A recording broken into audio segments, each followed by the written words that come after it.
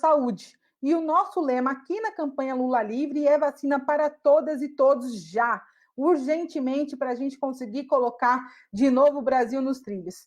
E hoje também é um dia de lembrarmos um fato histórico que manchou a história da nossa democracia, né? Neste 7 de abril, faz 3 anos que o ex-presidente Lula foi preso injustamente, vítima de um processo fraudulento, como estamos acompanhando e lutando até agora. E embora ele esteja solto, lembramos esta data para reafirmar que a perseguição a Lula ainda não terminou. Por isso, a nossa luta continua. E vejam quem mandou uma mensagem especial e de incentivo para a gente.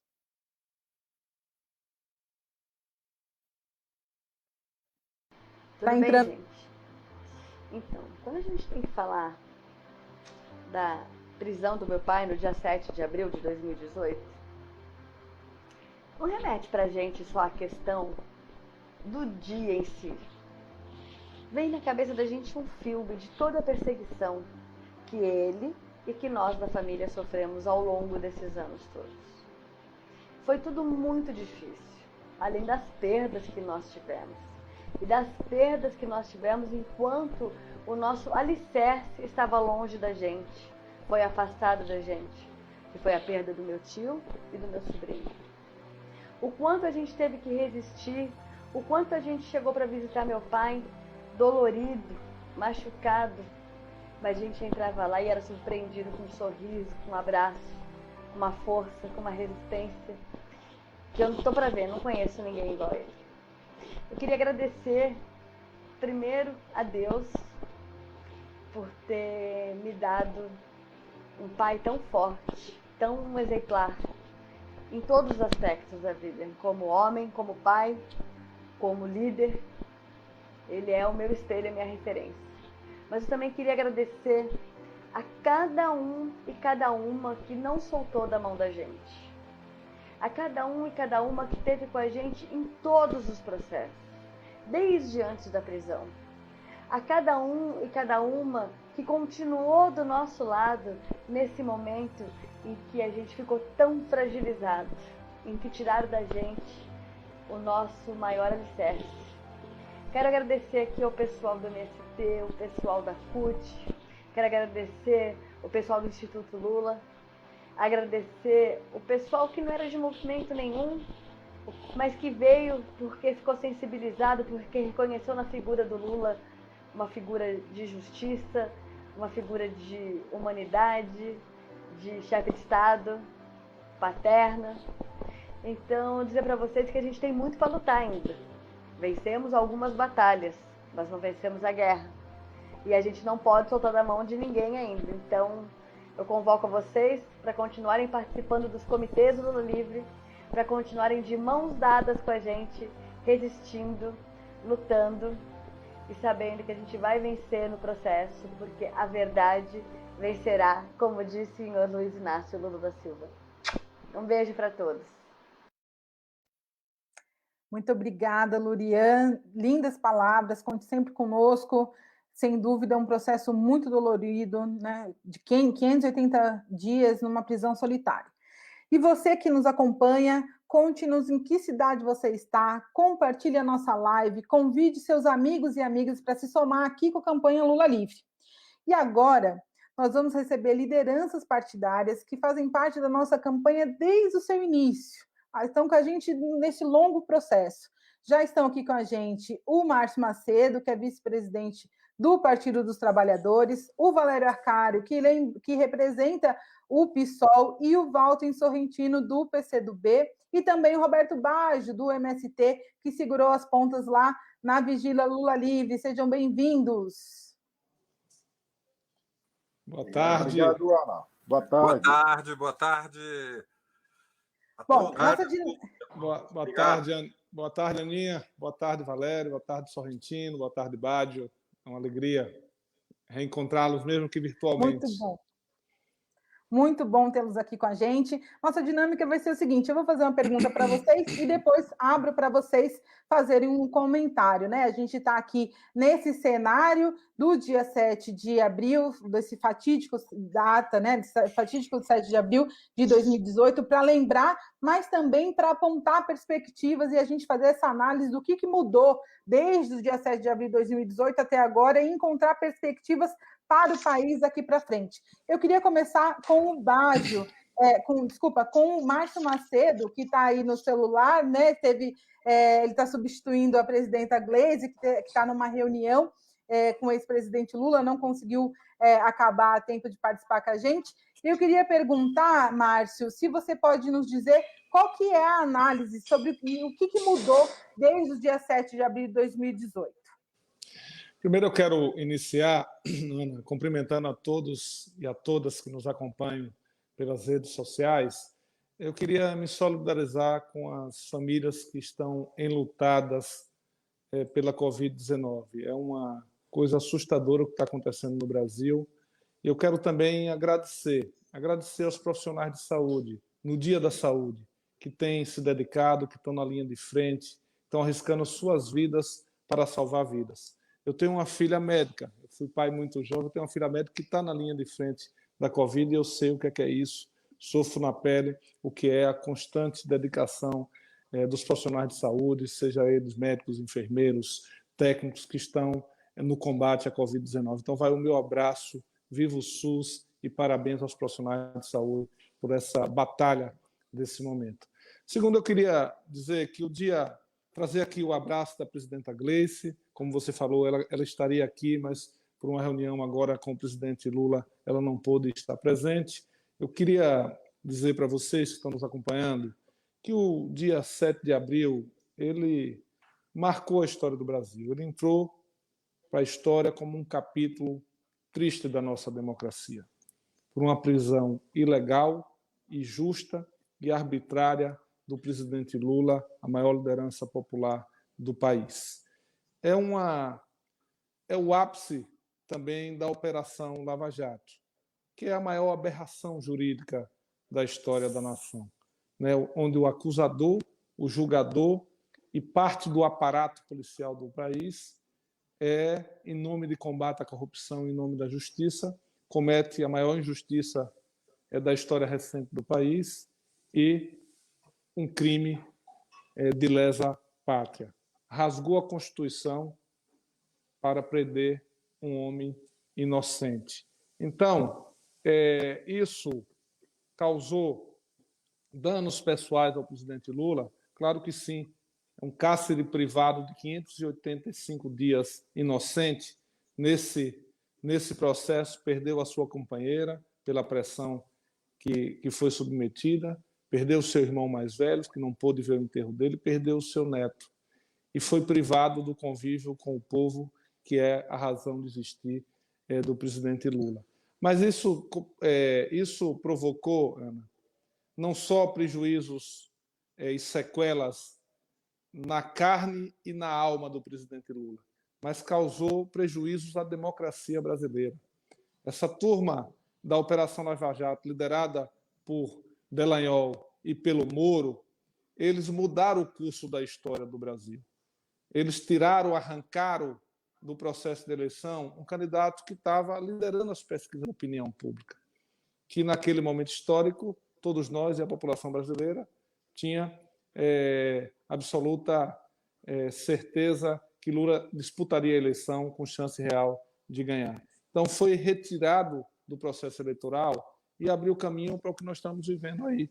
O governo de Bolsonaro com toda essa temeridade democrática e com a agonia que o país está passando do ponto de vista sanitário, do ponto de vista econômico, do ponto de vista social. Então, essa turma precisa ser levada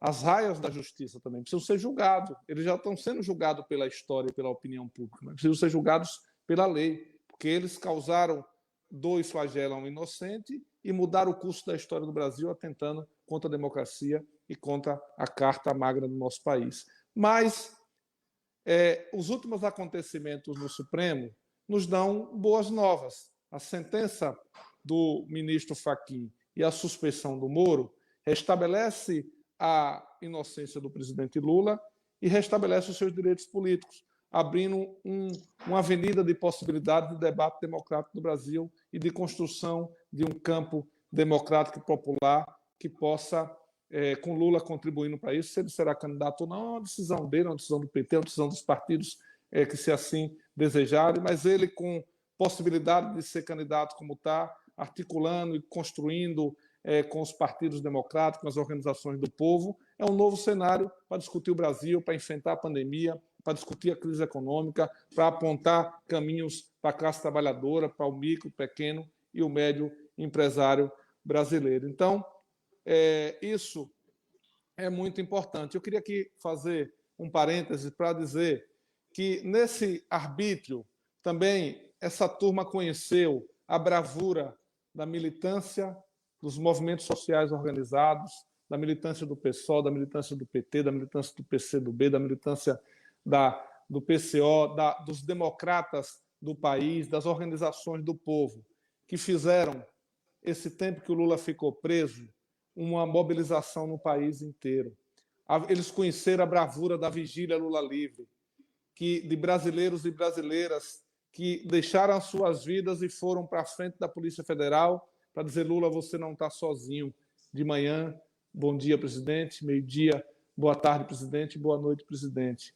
Eles conheceram a força da resistência democrática do nosso país. Então, eu queria dizer para vocês que hoje é um momento de reflexão, de comemorar as vitórias, mas de vigília, de não baixar a guarda, que é fundamental que a gente continue mobilizado. O Comitê Lula Livre tem um papel extraordinário, as organizações que o compõem, o PCdoB, o PSOL, o PT, a CUT, o MST, as frentes Brasil Popular, os movimentos organizados de juventude que estão no entorno do Lula Livre, é fundamental continuar a vigília. Não pode haver retrocesso nesse processo. Foi pautado indevidamente para o dia 14 um novo debate sobre a sentença do Fachin. Primeiro, é que está errado do ponto de vista jurídico, e o mundo todo está dizendo isso jurídico. Depois, nós temos que estar mobilizados para não permitir nenhum tipo de retrocesso. A sociedade não vai retroceder, não vai voltar atrás. Então, é fundamental a vigília dos movimentos sociais. Hoje, nós estamos com essa live iniciando um processo de vigília, que nós vamos até o dia 14, com atividades nas redes. Então, é importante que todos que estão nos assistindo nesse momento possam ajudar a esquentar as redes sociais, com Lula Livre, com o processo democrático, não permitir retrocesso, não permitir manobra, e que a gente possa ter atos simbólicos presenciais, seguindo as recomendações da Organização Mundial da Saúde, das autoridades sanitárias. O que puder ter de atos simbólicos presencialmente é importante, e, sobretudo, a mobilização em torno de que prevaleça a democracia e a justiça. Nós não vamos permitir nenhum retrocesso no Brasil em relação à conquista democrática da liberdade do Lula, da sua inocência, da recuperação dos seus direitos políticos e, sobretudo, do respeito à democracia e à Carta Magna do nosso país. Então é isso, a palavra de ordem é mobilização e vigília até o dia 14. Muito obrigada, Márcio. E é bom essa lembrança do Márcio, que a gente teve algumas vitórias no último período, a gente já queria ter liquidado tudo isso, né, Márcio? Mas tem essa votação importante no STF no dia 14, e a gente depois vai falar aqui uma agenda de mobilização, de oficinas, de atividades que a gente vai fazer até lá. Essa aqui é a live sobre os 3 anos da prisão injusta do ex-presidente Lula. Comente nas suas redes, utilize a hashtag Lula é Inocente também para ajudar nessa agitação em defesa do ex-presidente Lula. Eu vou passar agora a palavra para o Valério, que também nos acompanha desde o início da campanha Lula Livre, está conosco em todos os encontros, em todas as reuniões. Valério, eu queria perguntar para você pedir para você comentar essa atual conjuntura, como os processos injustos impactaram, né, a realidade. Eu acho que teve mudanças nesse período dos 3 anos que foram mudanças para pior. Essas mortes todas que a gente está vendo poderiam ser evitadas se o processo eleitoral de 2018 tivesse sido de outra forma, se o ex-presidente não tivesse sido impedido de participar. Mas gostaria que você comentasse um pouco mais sobre essa conjuntura atrelada aos processos do ex-presidente Lula. Muito bem, boa tarde a todos. Uma satisfação estar com vocês, com o Walter Sorrentino, nosso velho camarada de décadas, desde a fase final da luta contra a ditadura, meu bom Márcio, querida Ana Flávia, e o Baggio que foi o coração da vigília em Curitiba, em frente ao prédio da Polícia Federal, incansável, irredutível e, portanto, é um dos nossos insubstituíveis, meu bom Baggio, pelo papel que o MST cumpriu na luta dos últimos anos. Bom, eu creio que hoje, com a perspectiva de 3 anos, nós, do PSOL, temos clareza que a prisão do Lula, naquele dia, nos sindicatos metalúrgicos, culminava uma ofensiva reacionária que passou pelo impeachment de Dilma Rousseff, em 2016, passou pela posse arbitrária do Temer, todas as reformas e ajustes que estão sendo feitos a partir do Estado, ininterruptamente, de forma mais acelerada, dramática, eu acrescentaria, nestes 2 anos do mandato de Jair Bolsonaro, que obedecem a uma estratégia. A estratégia é reposicionar o capitalismo brasileiro no mercado mundial, nivelar o que nós podemos chamar que são os padrões de superexploração da força do trabalho no Brasil pelo aqueles que hoje prevalecem na Ásia. E para o fazer era necessário uma derrota da classe trabalhadora. O objetivo era a desmoralização, era quebrar a coluna vertebral da classe trabalhadora para poder asiatizar as relações sociais. E estava na agenda a reforma trabalhista, as terceirizações, as privatizações, a reforma da Previdência. E é nesse contexto que o Lula é preso para impedir que ele pudesse ser candidato em 2018, o que abriu o caminho para um governo de extrema-direita no Brasil.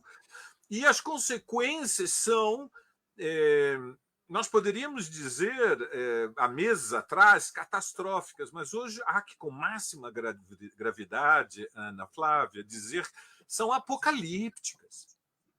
O que nós estamos assistindo hoje no país é colapso sanitário, colapso hospitalar, e em breve haverá um colapso funerário. E isto é uma obra de um governo que fez uma aposta, a aposta de que era incontível a epidemia e que a imunidade de grupo, a imunidade de rebanho, a imunidade coletiva viria pelo contágio. E o resultado está aí. Nós temos ontem mais de 4 mil mortos, e na média semanal superamos os 3 mil mortos há vários dias, num contexto de, em consequência, contração econômica, aumento do desemprego para níveis que são os mais elevados da série histórica. Então, para o PSOL, a luta pela liberdade do Lula era a luta pela defesa das liberdades democráticas de todos nós. Aliás, o Bolsonaro, no discurso de posse, disse: o Lula está preso, e se depender de mim, vou prender o Guilherme Boulos, vou prender o João Pedro Stedley. E, portanto, lutar pela liberdade do Lula não era uma tarefa só do PT, era uma tarefa de qualquer um que tivesse lucidez diante da operação política que foi construída desde o impeachment para abrir o caminho para um governo ultra-reacionário que está impondo uma regressão histórica no país. E no contexto de hoje, com 3 anos de distância, que nós temos que dizer que são 3 ideias fundamentais. A primeira, nós tivemos uma vitória, ela é muito difícil de ser revertida, mas temos que acompanhar com máxima vigilância a próxima sessão do Supremo. É uma vitória muito importante, porque ela abriu o caminho depois para a votação da suspeição do Moro e, portanto, a própria Operação Lava Jato está sendo questionada por todo tipo de arbitrariedades que foram cometidas, ilegalidades que foram cometidas, e, portanto, é uma vitória democrática enorme que o Lula tenha recuperado os direitos políticos. É o resultado de um processo histórico de clarificação do perigo que representa um governo de extrema-direita que tem no seu centro uma ala neofascista, que é incontível, que é imparável, que é dramaticamente perigosa. Então, nós tivemos uma vitória política, ela teve impacto na consciência de dezenas de milhões de trabalhadores, nas fábricas, nas empresas, nas escolas, nas universidades, nos bairros, no movimento de mulheres, no movimento negro, no movimento ambiental. Teve um impacto, o Brasil sorriu diante da decisão da transferência para Brasília dos processos do Lula e, portanto, a anulação das sentenças do Sérgio Moro. O Brasil sorriu. E isto tem impacto no quê? Na confiança, na força moral, de que é possível derrotar Bolsonaro, de que nós não temos que esperar 2022, que assim que as condições sanitárias tornem possível, há uma tempestade, relâmpagos e raios que estão se acumulando, há uma fúria, há um ódio, há uma repulsa contra a brutalidade, a ignorância, a estupidez que prevalece no Brasil de Bolsonaro. Portanto, foi uma vitória política democrática imensa, a maior dos últimos 5 anos. Segunda conclusão que eu creio que nós podemos tirar é que será uma luta dura. Ou seja, o Brasil caminha para uma fratura política e social que é a mais importante desde o final da ditadura. Não tem comparação com o que foi a luta contra Collor, não tem comparação com o que foi a resistência aos governos do Fernando Henrique Cardoso, e será num patamar muito superior aos das jornadas de junho de 2013. Há uma onda que se acumula molecularmente nos poros da sociedade e que, assim que as condições sanitárias o permitirem, porque hoje é impossível sair às ruas, nós veremos no Brasil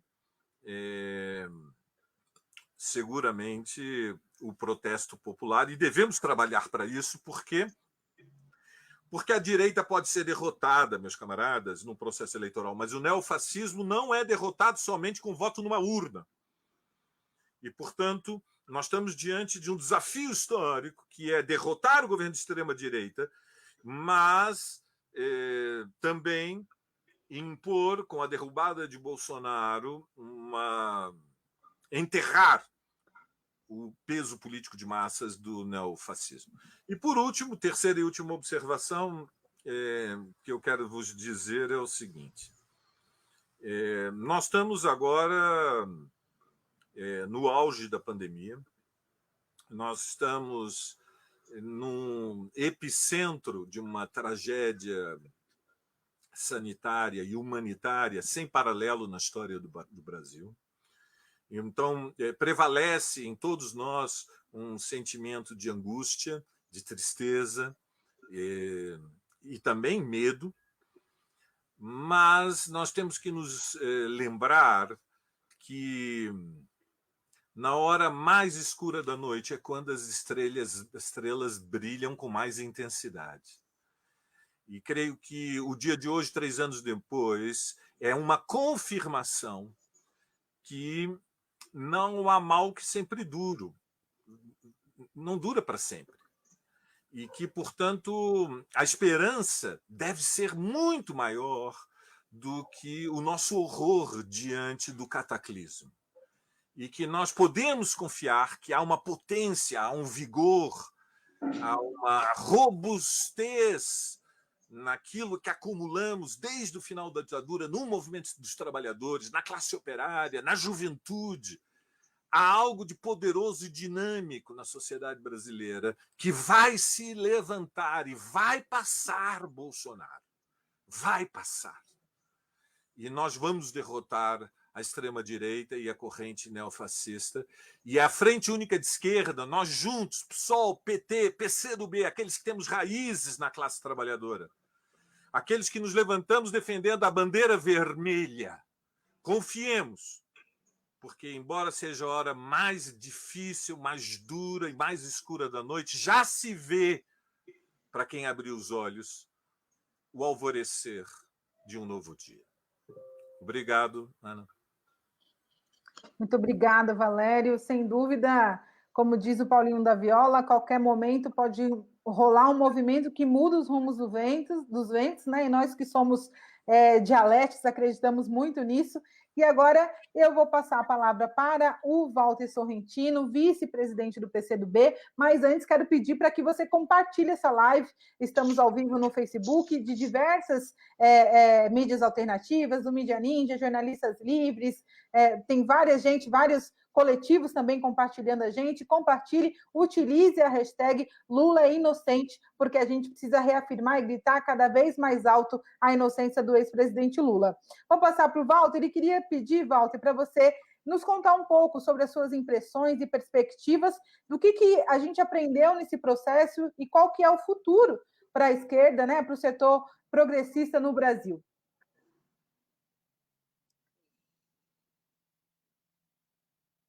O microfone do Walter, só um minutinho. Pronto. Minha saudação a você, Ana, e a saudação calorosa, afetiva ao Valério, ao Bajo, ao Márcio Macedo, ao Márcio Toledo, desculpa, e quero saudar todos que nos ouvem aqui, mandando também um abraço afetuoso a Lurian, que fez esse belo pronunciamento, né? Eu acho que nós temos que comemorar essa grande jornada de Lula por sua liberdade e justiça, que faz 3 anos hoje, liderados aqui pelo Comitê Lula Livre, onde o MST teve um papel bastante destacado, não é? Comemoração que é uma chamada luta também. Eu estou certo de que todos aqui que falaram e que vão falar partilhamos as mesmas impressões, Ana, sobre o que se apresenta para nós nessa luta que permanece. Mas, repito, temos obtido vitórias expressivas e isso nos cria muito boas expectativas. Precisamos, sim, nos manter vigilantes e ativos porque a luta não terminou. E não terminou também porque é parte de uma luta maior. A luta que impera hoje, que é a luta central deste ano de 2021, a luta pela vida, a luta pela democracia e, evidentemente, a maior consequência para isso é a luta por fora Bolsonaro, um basta a esse governo, que decididamente é um governo da infâmia nacional, né? Eu acho que desde já e na história assim será reconhecido. Nós estamos reunidos, de fato, no Dia Internacional da Saúde, já foi citado aqui. Eu retomo porque quero manifestar nossa solidariedade aos milhões de familiares, né, que perderam seus entes queridos. E também porque o nosso evento aqui se realiza, como eu dizia anteriormente, na pior cidade do pior país do mundo, hoje, em termos de perdas de vida para a Covid. É um verdadeiro genocídio o que está ocorrendo, né? E todos nós sabemos da responsabilidade que tem o governo federal nesses eventos.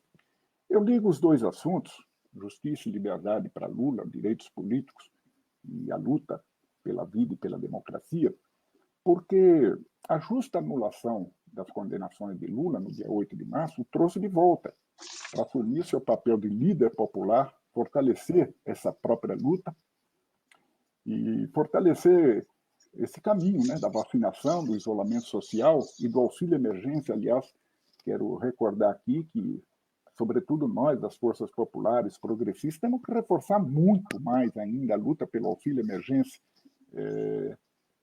O enfrentamento da pandemia muitas vezes exige lockdown. O lockdown exige que se pague para as pessoas ficarem em casa, terem pelo menos uma cesta básica enquanto perdurar essa situação, e não embarcarmos nessa falácia, né, nessa falsa contradição, que é a narrativa de Bolsonaro, que as pessoas querem trabalhar. É claro que querem trabalhar, mas é preciso preservar as vidas e o auxílio emergência é simplesmente inevitável numa situação dessa. E eu acho que, voltando a Lula, as suas entrevistas dizem claramente a que veio, né? Nós precisamos fazer a travessia de 2021. Esse é o principal problema da hora, que não exclui os demais, nem as perspectivas que se possam construir para 2022, e evidentemente precisam ser construídas. Mas a construção de 22 passa antes pela travessia de 21, está ligada. E nós precisamos ainda seguir nesse caminho de unir largas forças para derrotar Bolsonaro e interditar seu governo, se possível, antes de 2022. Não é? As pressões e contrapressões, Ana, que você me pergunta das perspectivas, as pressões e contrapressões sobre a liberdade e os direitos de Lula permanecerão. Mas concordo que vai ser muito difícil pôr o gênio de volta na garrafa. Nós vamos estar vigilantes, nós vamos estar ativos, nós temos que perceber que há muita querelância no judiciário, né? Um judiciário que foi assumindo crescentemente um papel político e, portanto, está também atomizado, como se costuma dizer, 11 cabeças. Uma cabeça, cada uma pensa por si mesma, né? De todo modo, o papel do Supremo tem sido muito importante na garantia das condições institucionais democráticas do país e barrando os crimes, né? Ou paralisando os crimes que vêm sendo cometidos por Bolsonaro. Eu acho que a suspeição sobre o juízo de Moro é vital. Também isso se coloca como uma perspectiva, logo mais na semana que vem, se eu não me engano, né?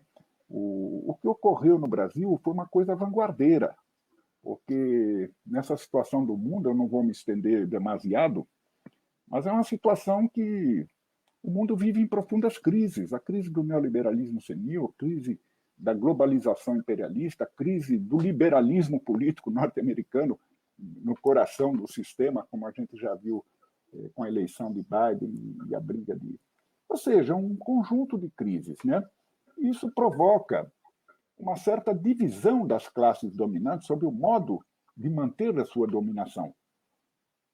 E em vários países do mundo, e o Brasil tem sido um laboratório perfeito disso, assumiram forças de extrema-direita, porque é impossível você manter a ordem numa situação desse tipo. Concentração de renda, desigualdade crescente, desemprego, desalento, seja, todos os sentidos que nós vivemos hoje no mundo, né? Eu acho que o Brasil foi vanguardeiro, em certo sentido, com o lawfare, ou seja, com a promoção de guerras políticas por meio do judiciário. Eles produziram uma obra e tanto, né? Foi conduzida com disfarçatez de moleques, como a gente já viu, a sociedade viu, né? Acobertados pela grande mídia e por forças que motivaram, de fato, o golpe contra a Dilma, o impeachment de 2016 contra a Dilma Rousseff, a nossa presidenta. O lawfare instrumentalizou, como sempre, em períodos de crise, a bandeira do combate à corrupção. E é a bandeira que sempre é brandida pelos setores dominantes quando o país está em crise. E ela foi, o lawfare, foi a porta de entrada para uma escalada autoritária que está em curso. E nós não podemos subestimar isso. É uma estratégia que visa mudar a ordem institucional e constitucional do país, se tiver chance, não é? É claro, poderia me estender muito, mas só quero registrar, que sempre falamos, mas é cada vez mais evidente que o lawfare foi também a ponta de lança para atingir os grandes interesses nacionais, notadamente na Petrobras, na grande engenharia nacional, e, evidentemente, com o conluio das agências de Estado norte-americanas, né? Explicitamente. E, do ponto de vista político, uma ofensiva voltada contra a esquerda, visando desmoralizar as forças populares com a outra bandeira, que é mãe da reação e a irmã do suposto combate à corrupção por métodos falsos, como foi a Lava Jato, que é a bandeira do anticomunismo, para atingir Lula, o PT, a esquerda e todas as forças progressistas, e, como disse Valério, e repito, desmoralizar as forças populares e as nossas lutas. Não é? O ápice disso foi a inabilitação de Lula para as eleições de 2018, que abriu caminho para a vitória de Bolsonaro. Essa luta, então, companheiros, não terminou. Nós ainda estamos marchando para a cova que cavaram para o Brasil. Ainda está aí o governo Bolsonaro, que destrói os fundamentos da nação, da democracia, destrói as conquistas do povo alcançadas com tantas lutas ao longo de décadas e décadas, né? Ou seja, um governo que promove o desmonte do Estado Nacional. Ao mesmo tempo, estamos em melhores condições. Acho que essa é a questão da perspectiva. A maior parte da sociedade já se mobiliza num crescente espírito democrático. Como foi dito aqui pelo Valério e por outros, forças progressistas, populares, a esquerda, todos estão compreendendo a necessidade de se unir e dialogar com as forças democráticas que existem nas instituições, como o Supremo, no Congresso, mesmo em outras instituições de governo e de Estado, sem falar do mundo cultural, artístico, intelectual. Ou seja, nós precisamos seguir explorando contradições, unindo tudo que for possível que tenham contradições contra Bolsonaro. E essas contradições estão aumentando hoje. Agora, eu acho, companheiros, que nós estamos caminhando para uma grande crise política e mesmo institucional no país, que será a convergência dessas múltiplas crises que vivemos, que reclamam solução e que encontram um governo criminoso, inepto, um governo alienado, não é, dos problemas do país. Então, nós vamos ter que resolver isso antes das eleições ou, se não for possível, nas próprias eleições de 22, porque só a saída de Bolsonaro pode permitir que o país organize a disputa política e legítima, democrática, dos rumos do país. A luta pela liberdade de Lula é parte disso, não é? Parte, assim, muito sensível, porque, desculpa aqui partilhar um pouco da afeição, né, da memória afetiva. Eu trago à memória as impressionantes manifestações de que participei. O alcance mundial da luta por liberdade a Lula foi imenso. Estávamos em Cuba, eu e Gleisi, recebemos lá um evento com dezenas e dezenas de assinaturas pela liberdade de Lula. Houve o Fórum Social, o Fórum São Paulo, na Venezuela, que o maior ato foi pela liberdade de Lula. Nós estivemos, eu e Dilma Rousseff, por acaso, né, na França, numa grande festa do L'Humanité. O maior ato foi pela liberdade a Lula, o mesmo em Portugal, promovido pelo PCP. Né? Lembra aqui aqueles momentos fatídicos de estupor. Aquele foi o que mais me marcou. E quando Lula foi conduzido coercitivamente pela Polícia Federal para prestar depoimento naquela operação da Lava Jato, em 4 de março. Aquilo foi o cúmulo da desfaçatez. Lembro que todos fomos ali ao aeroporto de Congonhas, trocamos papos e conseguimos evitar que ele fosse conduzido daquele modo, né? Claro, lembramos a data de hoje, 3 anos, a prisão de Luiz Inácio Lula da Silva, naquele momento de comoção que vivemos lá em São Bernardo do Campo, 580 dias preso, inesquecíveis, né? Isso nós não vamos esquecer, como lições das lutas de classes que nós travamos, né? E a alegria também de me permitam, né? Uma ação declaratória de constitucionalidade que meu partido apresentou, subscrito também pela OAB e outras entidades, que, afinal, reconheceu a necessidade de ter trânsito em julgado das sentenças para a perda dos direitos políticos. Então, eu brindo essa quase inacreditável notícia do dia 8 de março de 21 agora, que anulou as condenações de Lula e que agora será seguida pelo julgamento da suspeição de Moro. Nós estaremos vigilantes, nós estaremos em vigília. E dizemos que a Moro, Sérgio Moro e Deltan Dallagnol, pretensos vencedores de ontem, as batatas, né, como dizia Machado de Assis, só vão restar as batatas. Brindo aqui, mais uma vez, a vocês todos, a nós todos, nesses 3 anos, e, sobretudo, brindo a força de caráter de Lula, inquebrantável, seu amor ao povo, que lhe permitiu passar 580 dias preso, perdendo entes queridos, né? Isso é muito importante, porque, como disse Valério, dá perspectiva política, dá a mensagem correta, mas dá um grande efeito psicológico de que a verdade e a justiça, ao final, vão predominar, não é? E a capacidade dele de falar ao coração do povo. Então, continuaremos essa luta. Parabéns ao Comitê Lula Livre e a grande esperança que ele representa hoje de vencer uma vez mais na defesa do povo, da liberdade do Brasil e de um novo projeto para tirar o país da crise. Tenho certeza que estaremos todos juntos também nesse momento. Um grande abraço a vocês.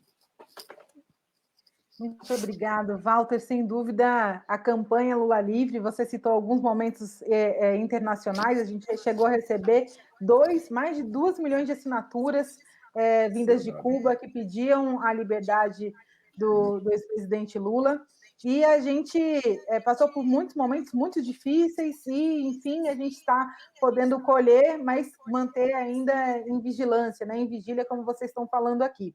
Olha só, o nosso próximo convidado vem de uma vigília, né, representante da vigília Lula Livre, que é o Roberto Baggio, mas antes de convidá-lo para ele fazer a fala, eu vou pedir para a gente colocar um vídeo muito especial, uma mensagem da Bia, neta do Lula, que mandou aqui uma mensagem para a nossa live. Vamos assistir juntos.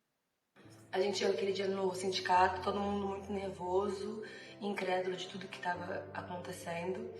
Nos reunimos, almoçamos todos juntos e meu avô começou a conversar com a gente, pedindo para que a gente se mantivesse calmos, unidos, juntos, sempre juntos. Em seguida foi o ato do abraço ao sindicato, tentando impedir a prisão injusta contra ele, e para mim aquilo foi muito marcante, porque foi onde eu entendi a grandeza dele enquanto líder político, enquanto pessoa, enquanto tudo, assim. Vendo a lágrima das pessoas e o grito delas, sabe, para ele não se entregar, aquilo mexeu muito comigo, assim. Durante as visitas na prisão, a gente sempre esperava encontrá-lo um pouco cabisbaixo, triste, mas não, assim, ele sempre se mostrou pra gente muito forte, com um sorriso no rosto, a não ser, claro, das vezes que a gente foi visitá-lo depois das perdas, tanto do meu tio quanto do meu primo, e isso mexeu muito com a gente também, porque assim, bem ou mal, a gente aqui de fora, no luto, a gente tinha a quem recorrer. Ele lá não, ele estava sozinho, né? Ele não tinha gente, a gente não tinha ele. Então tava todo mundo meio que desamparado, assim. Sempre que a gente saía das visitas, ele pedia pra gente passar na vigília e agradecer cada companheiro e cada companheira que estava lá, porque não deixavam com que ele se sentisse sozinho. E isso pra gente era muito gratificante, assim. Porque a gente teve que continuar a nossa vida e a gente não podia estar lá com ele sempre. E o povo da vigília deu muita força para ele, sabe? Assim, e eu sou muito, muito grata. A gente venceu agora algumas batalhas, mas a luta não acabou. A gente tem que continuar lutando e garantindo os direitos políticos dele, porque só quem sabe se ele quer vir ou não alguma disputa é ele.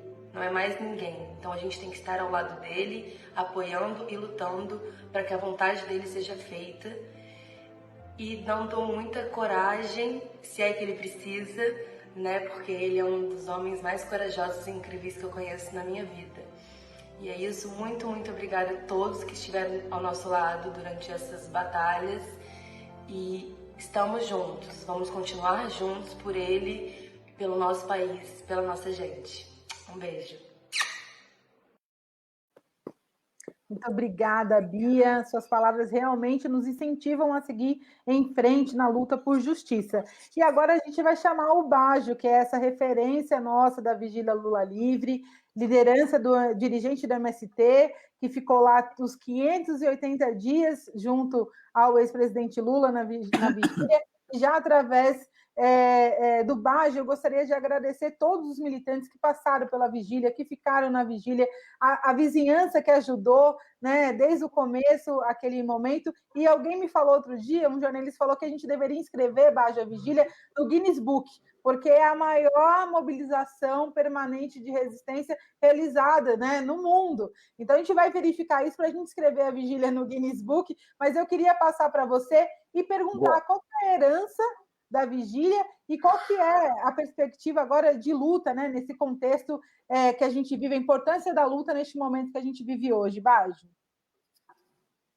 Então, boa tarde para ti, Ana Flávia, é um prazer estar aqui contigo e os camaradas aí, o Valério, o Sorrentino, o Márcio e todos que estão nos acompanhando, né? Estava aqui ouvindo, né, todos esses depoimentos, essa leitura da análise, da tendência, do olhar político, é muito, assim, é um belo cenário que nós estamos envolvidos, né? Então, talvez a nossa consolação positiva é fazer parte desse momento, né? Então, é uma riqueza de, digamos, é uma possibilidade ímpar, digamos, nesse momento nós estar presente, vivenciando esse momento e se desafiando a intervir nele. Então, uma gratidão a todos e a todas por conviver esse momento aí. E nessa live de 3 anos, né? 3 anos atrás, nesse momento, era aquele fervo em São Bernardo do Campo, né? Imagine lá ao redor do sindicato, e um fervo aqui em Curitiba ao redor da Polícia Federal. Esses dois campos de batalha, né? E no meu testemunho aqui, eu vou pegar 3 questões, né, do ponto de vista de tentar fazer uma síntese desse andar histórico. O primeiro, sempre ao redor da vigília, aqui, né, sempre olhando um pouco, digamos, as batalhas a partir daqui, né, ficou visível de que sempre, né, sempre a nossa burguesia, a elite, os ricos, sempre para impor seu projeto, eles usam da violência. Então, é uma marca histórica dessa modus operandi da nossa burguesia. A violência política faz parte da natureza da nossa burguesia, historicamente, desde 1500 até o último, o Lula. E assim foi em todos os grandes momentos da história política brasileira. E o Estado, né? Também, em cada momento histórico, eles utilizam o Estado com suas ferramentas para operar sua estratégia e mantê-lo o controle dessa situação aí. Então, isso foi visível nos 580 dias aqui em Curitiba, a violência extrema sobre o Lula, né? A sua instrução processual, a prisão, né? O linchamento político, né? Algo assim altamente desumano, inaceitável que eles fizeram. Isso também, digamos, é a mesma forma como que eles estão agindo hoje no Covid. Também é uma violência extrema. Veja, o mesmo paralelo histórico, né? São 340 mil mortos. Por quê? Por uma violência política do Estado para implantar um projeto ultraliberal, né? O flagelo de mais de 100 milhões de brasileiros sem comida, sem se alimentar direito, sem trabalho, sem renda. Enfim, digamos, eu acho que o que a gente viveu nos últimos 3 anos, e é bom nós ter sempre isso na nossa memória histórica, que a nossa elite sempre vai utilizar os aparatos da repressão quando a classe ameaça ela. Então, eles vão historicamente utilizar. E nós estamos no meio desse grande conflito, desse grande impasse. Nós estamos num impasse político nacional que é desde 2014, onde a nossa elite não aceita o desejo da maioria.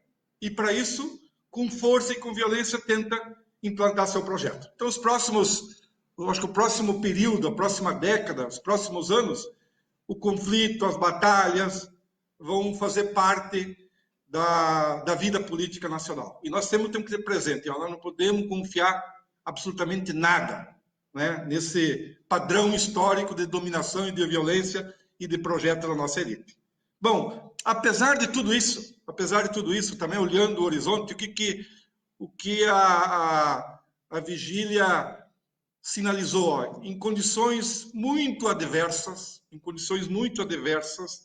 de cerco político, de cerco institucional, de cerco jurídico, de cerco mediático dos meios de comunicação, de um cerco repressivo, né, nas ruas, nas calçadas, né, se organizou e se estruturou uma bela experiência de resistência popular prolongada, em um ambiente adverso.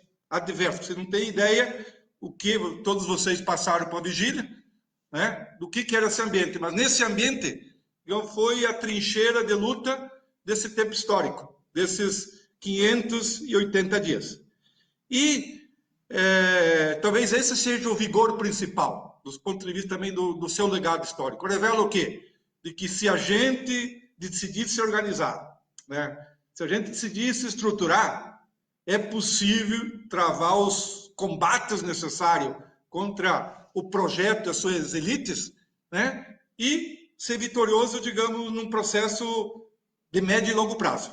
Então, acho que esse é outro aspecto muito positivo de que a nossa luta da Vigília Lula Livre, do Comitê Lula Livre, da solidariedade nacional e da cultura do internacionalismo dos povos em ser solidários com o Brasil e com o Lula, mostrou, digamos, um vigor importante que alimentou a luta nesse período histórico, né? Desses últimos 3 anos aí. E por que a nossa batalha política foi vitoriosa? Porque a causa era nobre. Nós carregávamos uma causa nobre. Qual é a nobreza dessa causa? A verdade. Eles eram a mentira, a enganação, né? Está aí agora, está derretendo tudo. Então, nós éramos portadores da verdade e da justiça.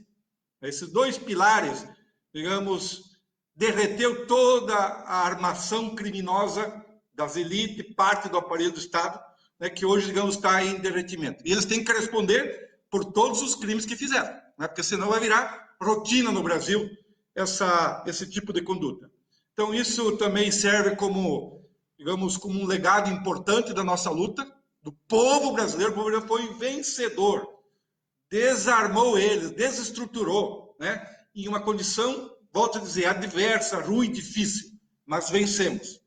E também, outro aspecto muito positivo do aprendizado dessa longa trajetória de resistência foi ter organizado uma bela experiência mais popular, mais coletiva, de se organizar na cidade, com diversas vertentes políticas, de realidades distintas do povo brasileiro, enfim.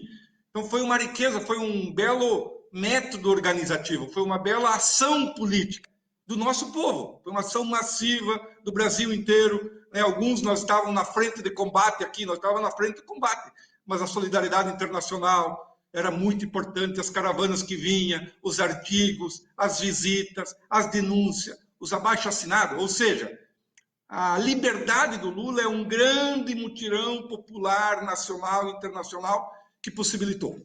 Então nós temos que ser sempre grato a nossa gratidão eterna, né, por esses valores que somente a classe trabalhadora tem, da solidariedade, da justiça, né, da compaixão, né, da lealdade, né? Fomos vitoriosos. Nós temos que e arrancamos essa vitória pela luta e pela disposição de fazer essas batalhas aqui.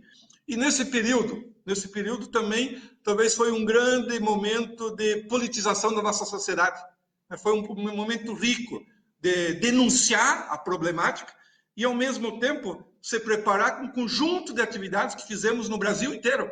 Atividades políticas, atividades culturais, ecumênicas, religiosas, grandes conferências jurídicas, né? Então foi essa riqueza política, cultural, que de certa forma, digamos, foi dando as bases, alimentando, alicerçando essas batalhas que nós colocamos lá. Então eu acredito que foi talvez o trabalho popular mais intensivo que o conjunto dos setores da sociedade, populares, sociais, políticos, ecumênicos, da juventude, fez nesse tempo histórico.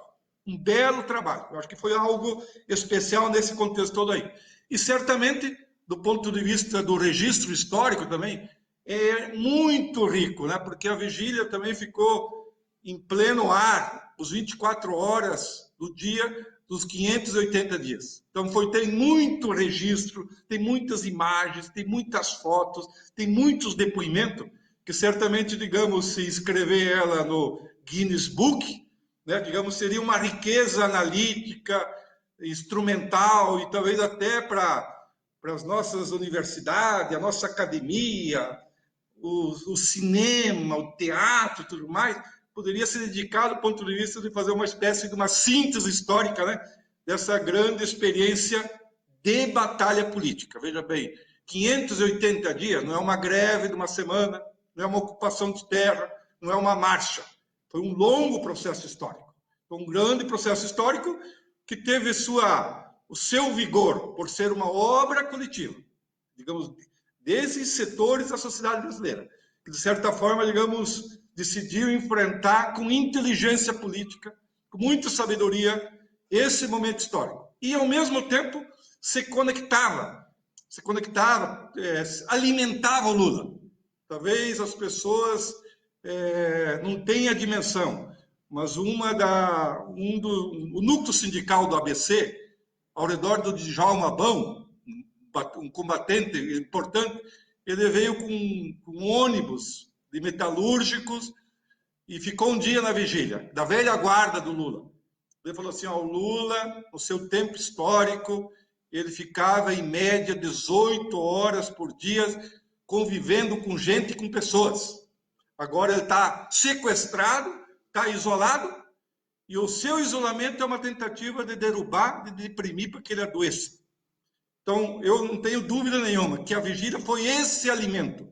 Ele, na medida que conseguiu sentir, do lado de fora, a presença do povo brasileiro, agigantou o Lula. O Lula se tornou um gigante no meio, digamos, de um grande conflito. Em nenhum momento perdeu, se desestruturou, desanimou. Ao contrário, ele alimentava a resistência dos que iam visitar, dos que iam rezar para ele, e também alimentava a nossa batalha aqui. Então, esse é o bom combustível. Essa é a natureza histórica lapidada talvez nesses últimos 500 anos de história. Nós temos que ter um sujeito coletivo que encarna projeto, que tem uma identidade do nosso povo, e nos momentos difíceis ele manteve o equilíbrio,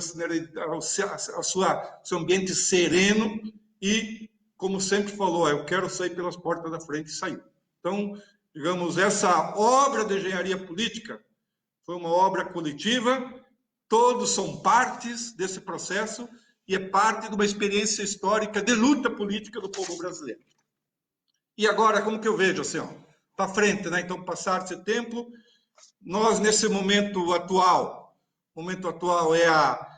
é a prova, né, como o golpe, o lavajatismo afundou o nosso país está afundado, está destruído, está definhado, está definhando, né? E toda essa dor, todo esse sofrimento, não é as elites, é os trabalhadores, é a nossa população, são os 70% do povo brasileiro, que o sistema capitalista não quer, que não são parte, não querem mais que participem. Então, esse projeto e essa violência política destruiu o nosso povo, né? Então, essa situação que estamos vivendo hoje do Covid, de 340 mil mortos, de 20 milhões de brasileiros que não têm comida, 100 milhões se alimentam de forma precária, 60 milhões de brasileiros não têm emprego fixo. Olha o absurdo, porque aqui é uma explosão social. Nós somos um país de 210 milhões e a mais da metade está fora, sem nenhuma perspectiva. Então, esse é um pouco o resultado do golpe que nós precisamos responsabilizar. Quem pôs esse país nesse estágio de coisa aí?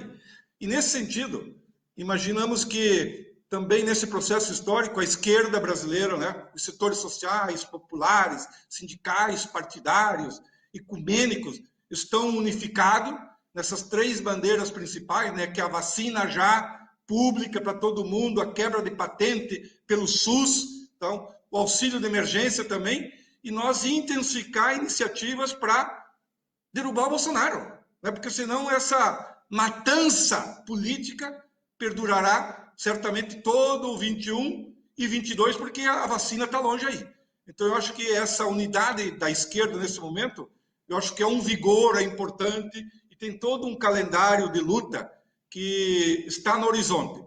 Então, nesse aspecto, eu motivaria que toda a militância política, partidária, social, em cada município que tu estiver, organize esse núcleo de militantes, de pessoas, e se envolva nessas tarefas políticas, que de certa forma, digamos, é um programa de emergência da esquerda brasileira, que é a vacina, auxílio dos R$600 e o Fora Bolsonaro. E, em conexões com isso, que nós poderíamos ter outras duas tarefas que são importantes que a esquerda e o movimento social organizam. Nesse período de fome, de dor, de sofrimento, nós precisamos intensificar a solidariedade, a cultura da solidariedade dos povos. E nesse aspecto, digamos, eu também já vi as campanhas dos partidos que estão se envolvendo em alimentos, em doações, então é muito importante nós estimular essa prática da solidariedade, de nós repartir o alimento, se nós temos condição de dar uma ajuda, vamos dar uma ajuda, enfim, estimular onde nós estamos, nos bairros, nas escolas, nos sindicatos, nas paróquias, nas igrejas, nas indústrias, no chão de fábrica, espaços de solidariedade, de ajuda mútua, para a gente nos proteger e um ajudar o outro, né? Porque a situação é muito dolorida, é muito sofrimento, é muita dor o nosso povo brasileiro. Então, isso seria muito importante. E também imaginamos de que, pelo tamanho da crise social, essa crise social, com a vacina, a gente precisa ir empurrando numa grande estrada de luta social, de luta política, numa perspectiva de nós reconstruir o Brasil nesse próximo período histórico. Tirando o Bolsonaro já, mas ir acumulando, se fortalecendo, se estruturando, construindo uma grande unidade política popular em torno de ideias básicas do que poderia ser um grande projeto público, popular para o Brasil, erguido de baixo para cima, então nós queremos que sejam envolvidos 120 milhões que passam fome, os 60 milhões sem emprego, né? O conjunto da sociedade, com os setores médios da sociedade também simpáticos, militantes, contribuintes, formadores, né? E certamente setores do produtivo do nosso país. Eu acho que tem essa grande coesão histórica de nós erguer aqui e transitar uma nova perspectiva nesse longo período histórico, nessa longa transição, para ir superando, acumulando força, um período de acumular força, uma transição futura,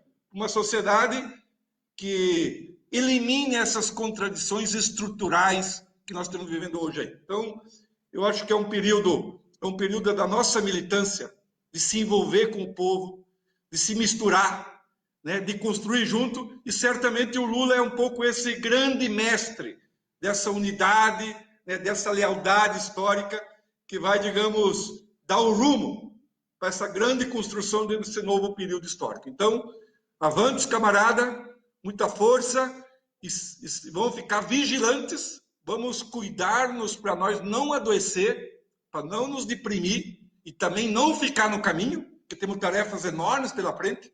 Vamos cuidar dos demais, porque certamente o futuro caberá a nós erguer ele para os nossos interesses e para o nosso projeto de Brasil. Obrigado, Fábio.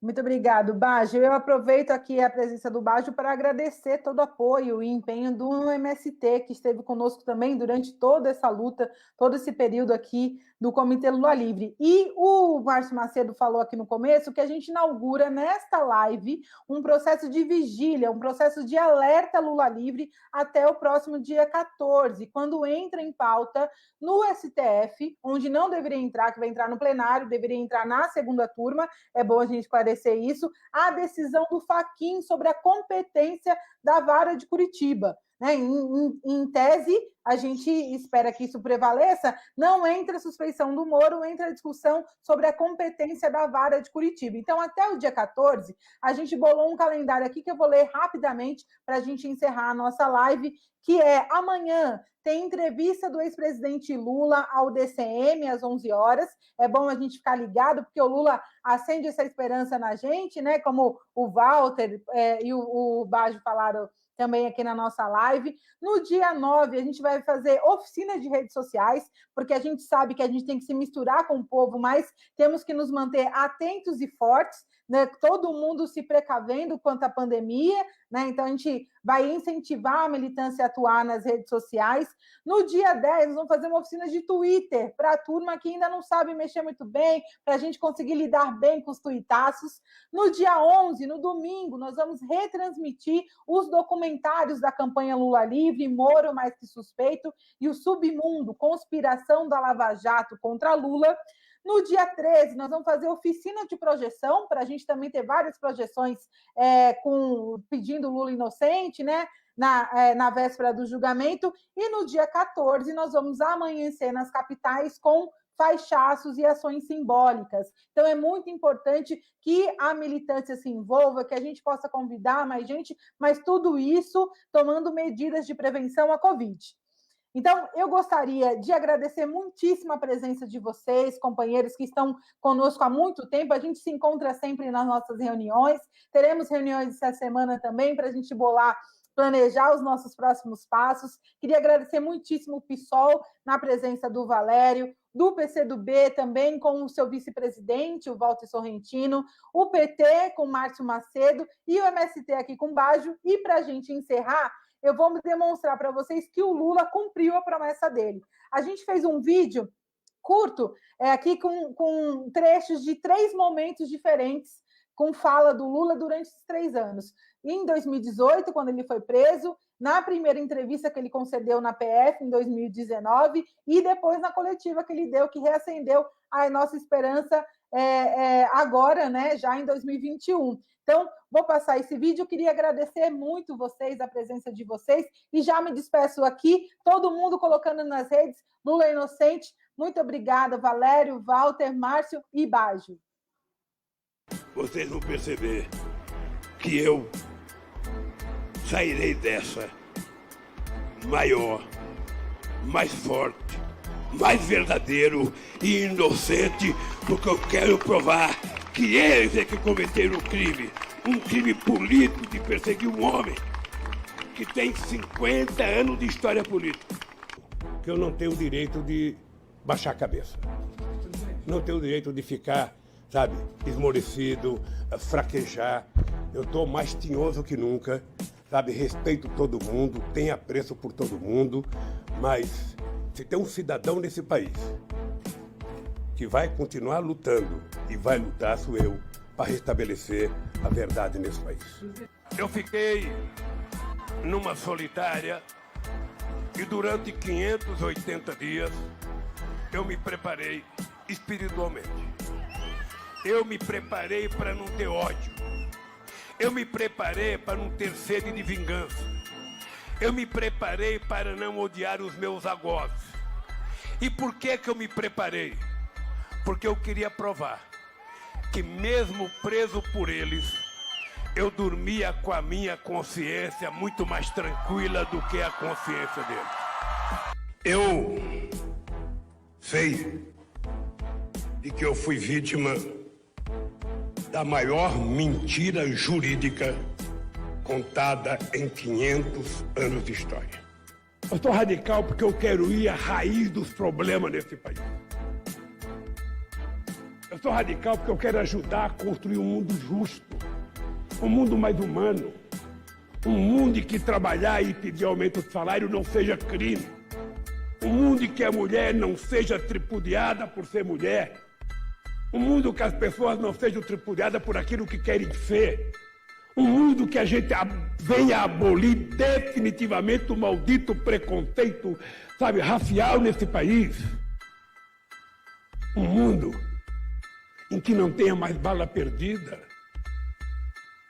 um mundo em que o jovem possa transitar livremente pelas ruas de qualquer lugar, sem a preocupação de tomar um tiro. Então, companheiros e companheiras, é pela construção desse sonho e ajudar a torná-lo realidade que eu me sinto muito jovem.